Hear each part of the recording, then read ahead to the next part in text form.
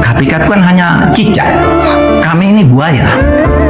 Gitu, sehingga disebut KPK itu kan kecil memang. Lalu kalau polisi kan membuaya sampai ke tingkat desa ada. Kalau KPK kan cuma di Jakarta. Nah, lalu pada waktu itu merasa KPK itu harus dilumpuhkan, maka terjadilah operasi buaya itu, operasi cicak lawan buaya kan. Sehingga apa yang terjadi? Antasari Azhar tersangka. Ketua KPK. Ketua KPK. Mungkin ada masalahnya. Tetapi kemudian langkah lanjutnya untuk melumpuhkan KPK itu ditempuh cara, ya. Ditempuh cara apa yang ditempuh pada waktu itu? Yaitu 2 orang KPK dijadikan tersangka, Bibit Samad dan Chandra Hamzah. Nah, kalau 2 orang ini dijadikan tersangka, sementara Antasari ketuanya juga tersangka, berarti KPK lumpuh menurut hukum. Karena apa? Keputusan komisioner untuk menentukan seorang itu tersangka dan seterusnya itu harus ditandatangani secara sah oleh minimal 3 orang. Ini tinggal 2. Karena Antasari sudah jadi tersangka, sementara Bibit Samad dan Chandra Hamzah tersangka. Nah, disitulah saya turun tangan. Nah, saya yang turun tangan. Apa buktinya? Bahwa di situ terjadi rekayasa untuk mentersangkakan 2 orang, yaitu Bibit Samad dan Chandra Hamzah, untuk melumpuhkan KPK. Apa buktinya rekayasa? Rekaman. Nah, KPK-nya nggak berani itu. Ketika saya minta, ayo rekamannya. Saya tahu itu sudah ada rekaman karena saya dapat laporan dari kawan. Rekamannya ada bawa rekayasa. Nggak berani. Nggak berani menyerahkan rekaman. Iya, saya pun diancam. Ini ketua MK diancam. Kalau nanti sampai di setel MK mau dirampas karena itu ilegal. Diancam oleh polisi berarti ya? Polisi. Ya. Nah, waktu itu di televisi ada. Di televisi ada bahwa KPK juga akan digeledah MK gitu untuk mencari rekaman itu. Itu saya setel, kemudian terbukti ada rekayasa di situ. Semua orang terperanjat. Semua orang terpanjat, wakil jaksa agungnya, pengacaranya, polisinya sudah bersiasat agar si Chandra Hamzah ini kalau perlu dihabisi di saat ditahan itu. Udah ada pembicaraan itu. Nah, begitu itu tersiar, Chandra Hamzah dan Bibit Samad ditarik keluar. Tidak sah penahannya. Kenapa? Karena saya memutuskan ketentuan undang-undang yang menyatakan bahwa orang pimpinan KPK yang dinyatakan tersangka itu harus berhenti dari jabatannya, dinyatakan inkonstitusional. Sebelum ada putusan pengadilan, dia tetap dalam jabatannya. Keluar kan 2 orang ini, jalan akhirnya perkara. Siapa itu? Sudah lupa. Anggodo ya. Anggodo Wijoyo. Iya, berjalan itu penjara. Dan itu menjadi monumental, Pak Mahfud, menjadi bukti bahwa mafia hukum itu betul-betul ada terjadi. Ya, itu maksud saya, polisi dengan kejaksaan, polisi dengan KPK waktu itu betul-betul berhadapan-hadapan lah ya, saling berebut pengaruh. Dan ternyata sekarang belum hilang rasanya kalau kita lihat kasus ini, kasus Jampitsus di Kuntit ini. Kasus Jampitsus di Kuntit. Nah, kasus Jampitsus ini, Pak, balik ke tidur lagi ke situ.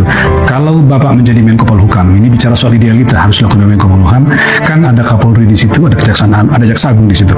Apa yang mesti dilakukan oleh seorang Menko, Pak, untuk itu tadi yang Bapak katakan, menjelaskan ini dan membuka kasus ini secara terang? Ya, saya tidak ingin menggurui ya sebenarnya. Ya, kan sebenarnya negara ini ada aturan-aturannya, ada pimpinannya.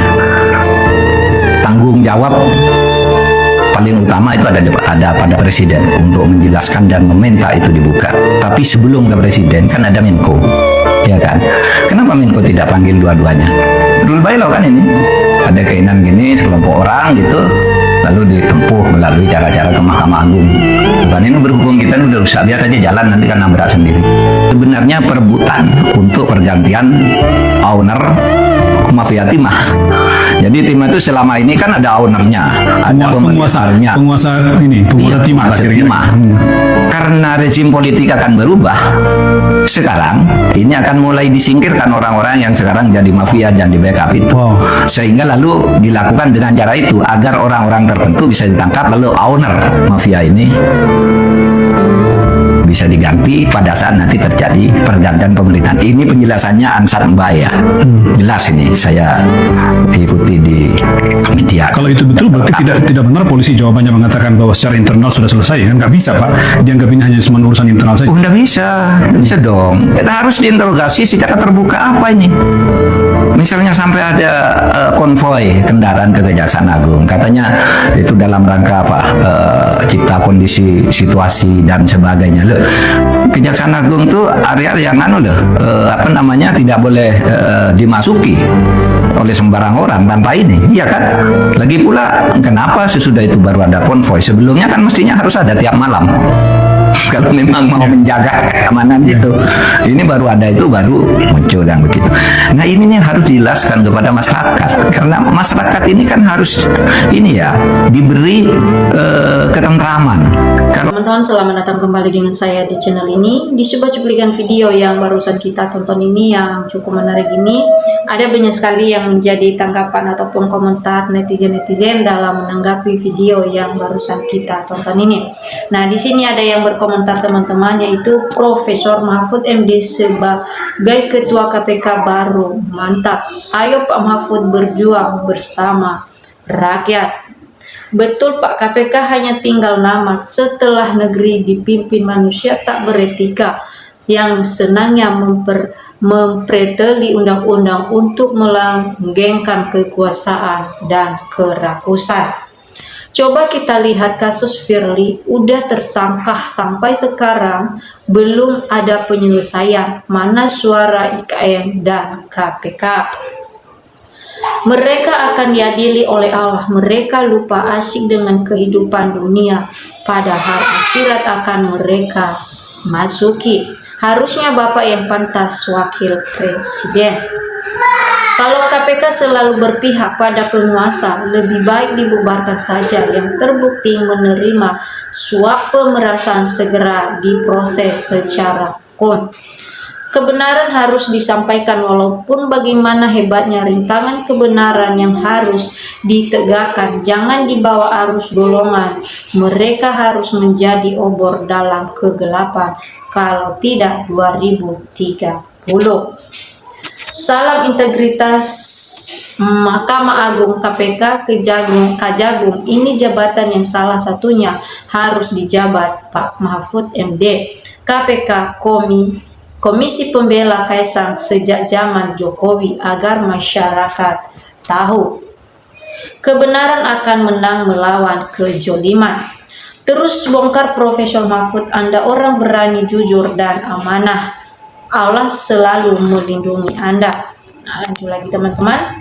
Semoga kebenaran akan segera terungkap. Sikat habis tikus-tikus yang menyengsarakan bangsa dan negara. Semoga presidenku sehat terus, Pak Mahfud juga sehat terus. NKRI segera keluar dari krisis ini dan segera menuju kemajuan bangsa dan negaranya.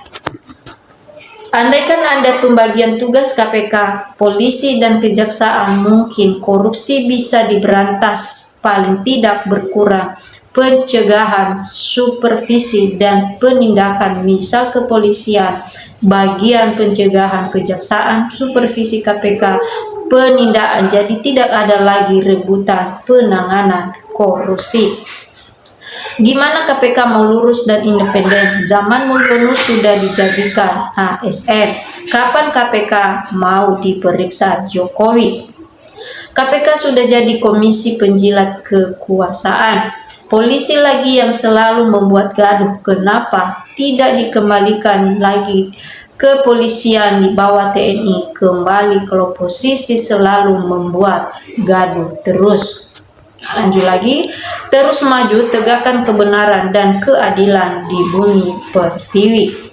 Kalau diangkat menjadi pejabat, dia biasanya bungkam menikmati posisinya. Dari zaman penjajah sampai sekarang, kalau pejabatnya pengkhianat ya segera.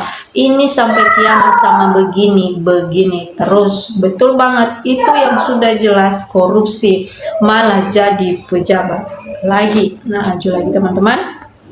Mantap Pak Mahfud MD, harus berani bongkar rahasia Jokowi. Pasti rakyat mendukung Pak Mahfud. Lanjut tuntaskan segera, rakyat sudah muak. Panjang umur dan sehat selalu Pak Mahfud, supaya bisa bersatu padu untuk memberantas korupsi yang merajalela di bumi pertiwi. Semoga banyak orang jujur bersuara biar NKRI nyaman dan rakyat tidak kelaparan. Mana suara guru-guru besar dan adik-adik mahasiswa, suarakan kebenaran. Semoga Pak Mahfud MD selalu dalam keadaan sehat dan juga panjang umur. Waktu jadi Menteri Jokowi tidak banyak omong Mahfud MD. Logika hukum proses tutup hanya mata pencaharinya orang-orang hukum. Jangan pernah kendor menyuarakan kebenaran dan bongkar terus kezoliman. Ayo tetap semangat. Lanjut lagi teman-teman. Dasar KPK orang suruhan, tapi yang kasih honor rakyat. Mantap Profesor Mahfud MD, lanjutkan proses perbaikannya. Siapapun yang salah sikat, penjarakan biar anak cucu kita merasakan artinya kemerdekaan. Terima kasih sudah mewakili rakyat Pak Mahfud MD. Masa Prabowo kalah sama Jokowi Jawa, tidak punya nyali untuk mengadili Jokowi. Nah, lanjut lagi. Negara ini akan aman, sejahtera, terhindar dari korupsi, mafia hukum, dan semua kejahatan di negeri ini. Hanya satu orang yang presiden pemimpin tertinggi di negeri ini. Siapapun yang diberi tugas dan jabatan, mulai dari tingkat pusat hingga RT, sekalipun menjolimi rakyat MK, seorang presiden melalui janjang birokrasi di setiap ini harus tegas dan harus dipecat dan diganti oleh anak bangsa yang masih punya integritas tinggi dalam mengelola NKRI ini. Nah teman-teman, inilah yang menjadi tanggapan ataupun komentar para netizen-netizen dalam menanggapi video yang barusan kita tonton ini. Nah tentu juga kalau ada teman-teman yang lain yang mau memberikan tanggapan, silakan.